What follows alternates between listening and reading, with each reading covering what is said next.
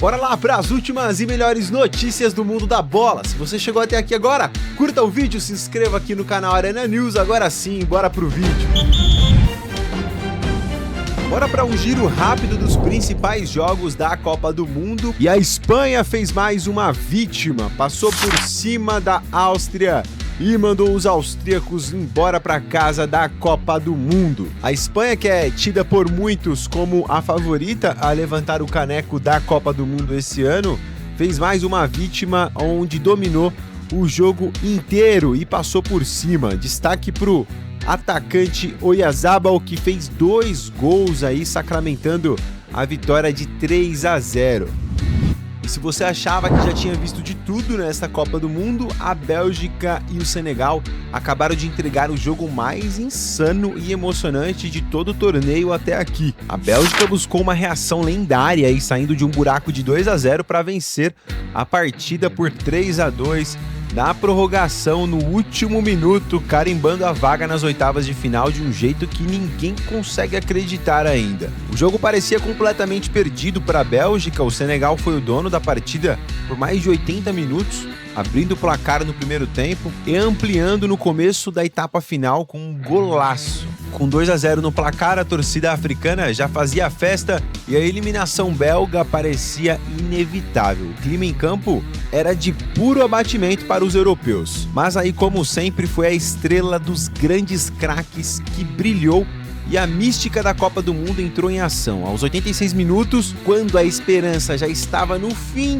o gigante Romelu Lukaku após o cruzamento e mandou a bola para as redes, diminuindo o placar. O gol inflamou os belgas. O milagre aconteceu apenas 3 minutos depois.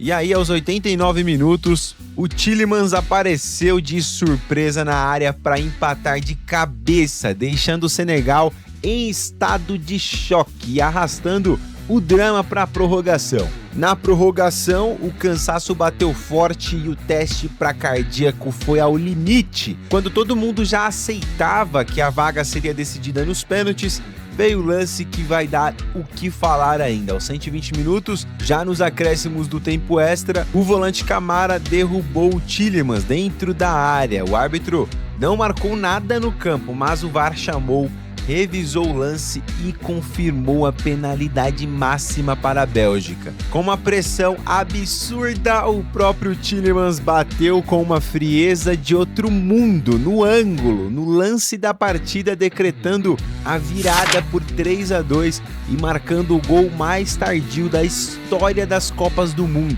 Que poder de reação espetacular que mostrou a seleção belga. A seleção brasileira, que não tem boas memórias, com a seleção belga, a única possibilidade de jogar contra os belgas seria numa possível final. Bora ficar de olho nessa seleção belga que se mostrou muito competente nesse jogo de 16avos da Copa do Mundo.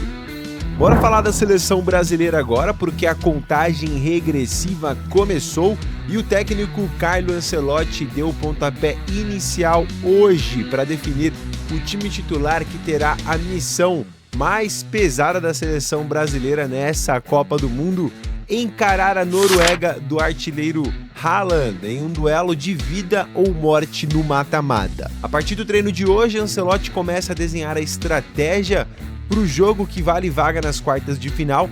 A grande dor de cabeça da comissão técnica é resolver o buraco deixado por Lucas Paquetá, que está lesionado e fora de combate. Quem será o substituto ideal para dar conta do recado e assumir essa responsabilidade gigantesca? E aí 3 nomes correm forte nos bastidores e divide a opinião da torcida e também da imprensa, porque o Neymar Júnior, o camisa 10, deu um verdadeiro show no treino de hoje, mostrou que está recuperado, com fome de bola. Ele é o substituto natural se o Ancelotti quiser manter a genialidade e a experiência na armação central, chamando a responsabilidade do jogo ali para ele, abrindo espaço de marcação, desafogando o Vinícius Júnior, mas ao mesmo tempo abrindo um pouco mão ali o Ancelotti de uma parte mais defensiva. Já o Endrick, garoto, também voou na atividade de hoje, jogou muito bem, se mostrou muito disposto no treino, se for o escolhido, muda o desenho tático do time, trazendo uma força física absurda e também velocidade e um faro de gol implacável, né? Para incomodar a defesa ali norueguesa lá na frente. O Endrick tem estrela. Já Gabriel Martinelli, que foi até muito criticado no último jogo, na substituição, ninguém entendeu o porquê dele ter entrado ali, mas o Carlo Ancelotti tinha um plano para ele. Martinelli corre por fora como uma opção de extrema intensidade. O homem que salvou a seleção na virada da fase de grupos, que pode também ter uma chance se a estratégia for fechar os lados do campo ali e apostar em transições mortais, em velocidade. Ele é o cara. O escolhido de Ancelotti precisa carregar um peso também histórico nas costas. O Brasil entra em campo pressionado por um tabu que chega a ser até meio inacreditável, né? Mais de 20 anos, a seleção brasileira nunca venceu a Noruega na história do futebol masculino profissional. São 4 jogos oficiais, com 2 empates e 2 derrotas, incluindo aquela dolorosa derrota de 2-1 na Copa de 1998. E é o único país do planeta que o Brasil enfrentou mais de uma vez e nunca conseguiu derrotar. Esse tabu precisa cair, hein, mano? O mata-mata da Copa do Mundo não perdoa erros, não dá segunda chance. Ancelotti sabe que o time definido precisa estar perfeitamente encaixado, tanto para anular o Haaland e quebrar essa maldição de uma vez por todas. E a pergunta que vai incendiar os comentários, eu quero saber de você, é a seguinte: Neymar, Endrick ou Martinelli? Quem o Ancelotti deve escalar como titular para dar conta do recado e classificar o Brasil para as quartas de final? Deixe seu palpite aí embaixo nos comentários. O Van Dijk se torna prioridade para reforçar o Milan. O Van Dijk segue sendo um dos pilares do Liverpool e também da seleção holandesa. Em meio a isso, ele ganha força em outro clube da Europa. Mesmo aos 34 anos, segue sendo um dos principais zagueiros do futebol mundial. Apesar disso, essa temporada não foi das mais simples para o experiente zagueiro, que viu tanto o seu clube quanto sua seleção decepcionarem na temporada. O Liverpool, por exemplo, apresentou diversas oscilações no decorrer da temporada. Já a Holanda foi eliminada precocemente da Copa do Mundo pelo Marrocos na fase de 16avos. E é neste cenário que crescem as especulações referentes a uma possível mudança de ares do zagueirão. O jornal La Gazzetta dello Sport afirma que o Milan quer contratar Van Dijk na próxima janela de transferência do futebol europeu. Por 62 milhões de reais, Gabriel Peck reforça o Cruzeiro na próxima temporada. Prioridade da Raposa no mercado da bola, o atacante de 25 anos marcou 11 gols e distribuiu 4 assistências nos últimos 20 jogos. De acordo com o jornalista André Hernan, o Gabriel Peck está de saída do Los Angeles Galaxy e o Cruzeiro acertou a contratação do ponta-direita em um acordo de 62 milhões. O atacante deve desembarcar em Belo Horizonte já no início da próxima semana para realizar exames médicos e assinar o contrato. O vínculo com a Raposa será válido por 5 anos. Para concretizar a contratação, o Cruzeiro precisou superar a concorrência do Bahia, que também demonstrava forte interesse no jogador. Gabriel Peck retorna ao futebol brasileiro após sua experiência na MLS, onde atuava desde janeiro de 2024. Revelado pelo Vasco da Gama, o atacante ainda rende financeiramente ao clube carioca, que manteve 30% dos direitos econômicos do atleta e terá direito a uma parte do valor da negociação.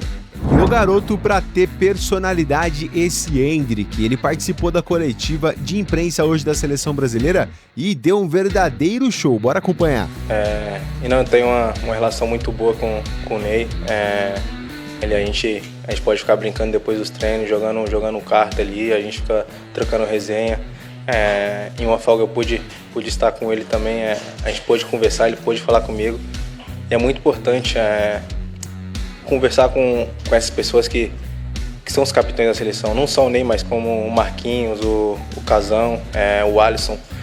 Tá com esses jogadores perto, pegar experiência com eles, para mim é uma coisa maravilhosa, é uma coisa que eu que já tô um pouco de tempo assim no futebol, sempre fiz.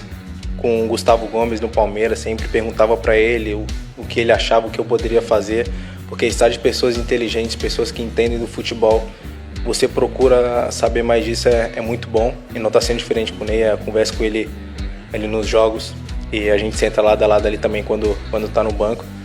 Então vou tentar extrair o máximo do Ney para poder colocar isso na minha carreira, porque tem muito tempo pela frente ainda. Cara, eu e o Ryan, a gente tava vendo até umas fotos que a gente tava jogando na Gold Cup em 2017, e a gente também se enfrentou na Copa do Brasil Sub-17. Então e foi para a seleção também junto. Então a gente já vem nesse ciclo de amizade também, conversando bastante. E a gente aqui, tem ele, o Igor, o Thiago, a gente fica junto ali, trocando resenha. E acho que eu e ele, para agregar no time, vai ser sempre da nossa vida. Porque a gente não imaginava estar aqui com 19 anos agora. Então a gente vai fazer de tudo para quando entrar, tentar ajudar o time, fazer o que o Mister vai pedir. Porque, como eu falei, é uma vitória estar aqui, então a gente tem que fazer por merecer. São jogos importantíssimos, onde não tem margem de erro, então a gente tem que entrar para poder ajudar a seleção. E graças a Deus eu pude fazer isso no último jogo, e o Ryan já está jogando com a equipe titular. Então a gente vai fazer o máximo para ajudar a seleção, que eu acho que é o mais importante nesse momento. O que você conta para os brasileiros? Como que é Carlo Ancelotti? Boa tarde, velho. Cara, é uma convivência maravilhosa. Acho que com o Mister foi o meu primeiro treinador quando eu cheguei na Europa, que para mim foi uma das melhores experiências. Ter ele como o primeiro treinador assim, chegando na Europa, para mim foi incrível, onde eu pude aprender bastante coisas com ele, mas também com o staff dele, que é um staff muito bom. Então fico muito agradecido, e aqui na seleção não está sendo diferente. Fico muito feliz por isso. Acho que não teve um encaixe melhor de ter o Ancelotti como treinador do Brasil para acolher o grupo, para fazer o grupo se dar bem e evoluindo cada vez mais, que é o que está acontecendo na Copa, e esperamos seguir evoluindo, que é o mais importante para nós nesse ciclo. E se você chegou até aqui, aproveita para se inscrever aqui no canal Arena News, deixar aquele likezão e compartilhar o vídeo com aquele seu amigo, para ele também ficar muito bem informado com as melhores notícias do mundo da bola. O vídeo de hoje foi esse, que Deus abençoe a sua vida, até o próximo vídeo, valeu!